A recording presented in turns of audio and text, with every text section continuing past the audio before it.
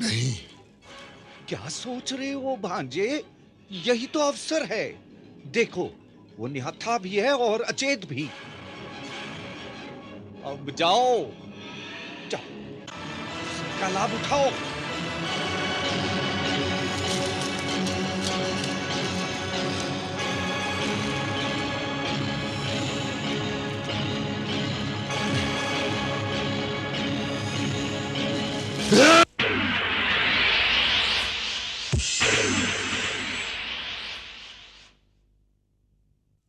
तुम?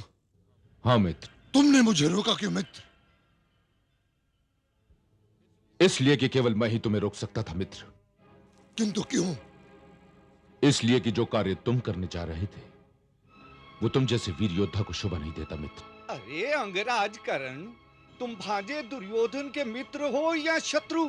सदैव मूर्खता की बातें क्यों करते हो? मामाश्री, आप बीच में नहीं बोलेंगे, क्योंकि मैं अच्छी तरह जानता हूं कि यह षड्यंत्र भी आप ही का रचा हुआ। किंतु अंगराज कर्ण, तुम नहीं जानते ये कौन है और हमारे लिए कितना बड़ा संकट खड़ा कर सकता है। मैं केवल इतना जानता हूं दुशासन की पूजा में मग्न ये एक निहत्था व्यक्ति है, और इस अवस्था में इस पर वार करना क्षत्रिय परंपराओं को पैरों तले रोंदने के समान है।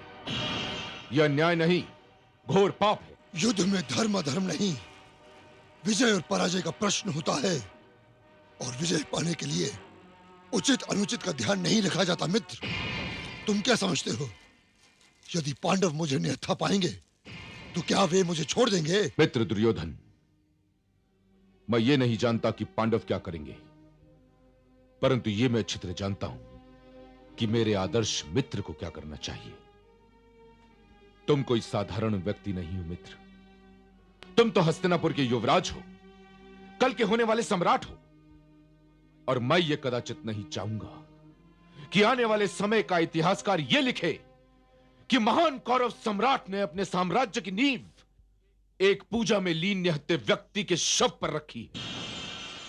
यदि मैं तुम्हें यह नीच कार्य कर लेने देता तो इस बात को लेकर शायद मैं जीवन भर अपने आप को क्षमा नहीं कर पाता मित्र, कि मैंने मित्रता का धर्म नहीं निभाया।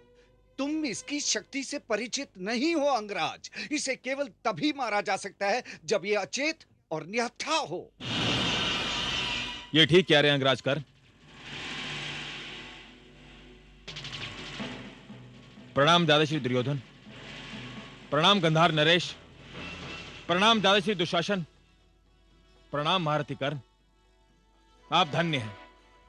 आपके विषय में जो कुछ सुन रखा था आपको वैसा ही पाया, और दादाश्री आपके विषय में जो कुछ सुन रखा था आपको उससे कहीं अधिक पाया। लोग कहते थे कि आप महत्वाकांक्षी हैं। महत्वाकांक्षा कभी सभ्यता और सज्जनता की सीमा नहीं पार करती, लेकिन आपकी महत्वाकांक्षा सभ्यता और सज्जनता तो क्या, मानवता की सीमा पार कर चुकी है। दादाश्री, आप केवल महत्वाकांक्षी ही नहीं, आप कपटी भी हैं। दुष्ट!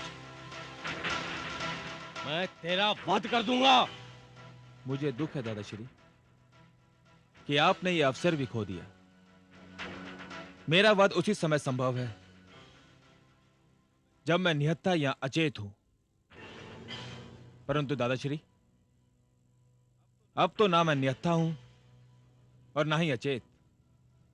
अब आप मुझे नहीं मार सकते, परंतु यह कार्य मैं अवश्य कर सकता हूं। आदर से बात कर बर्बरीक। आदर?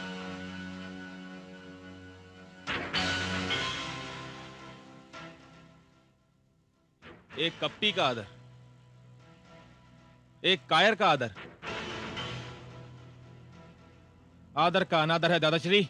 बस पौत्र बस, अब अपने मुंह से एक शब्द भी मत निकालना।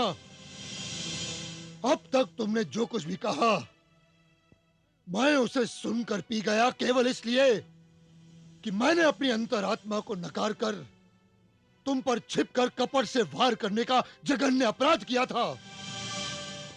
अन्यथा महाबली की सौगंध दुर्योधन को कायर कहने वाला अपने जीवन का दूसरा दिन नहीं देख पाता। पौत, मैंने तुम्हें क्षमा किया है तो केवल इसलिए कि मुझे अपनी भूल का आभास हो गया है, परंतु आज मैं तुम्हें वचन देता हूं बर्बरीक कि रणभूमि में मेरे हाथों वीर गति को प्राप्त होने वाले पहले व्यक्ति तुम होगे।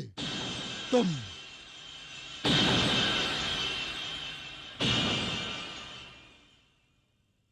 तो फिर एक बात मेरी भी सुन लीजिए दादाश्री। युद्ध भूमि में मेरा धनुष आप ही को ढूंढ रहा होगा और मेरे बाणों का पहला लक्ष्य आप ही की छाती होगी। प्रणाम।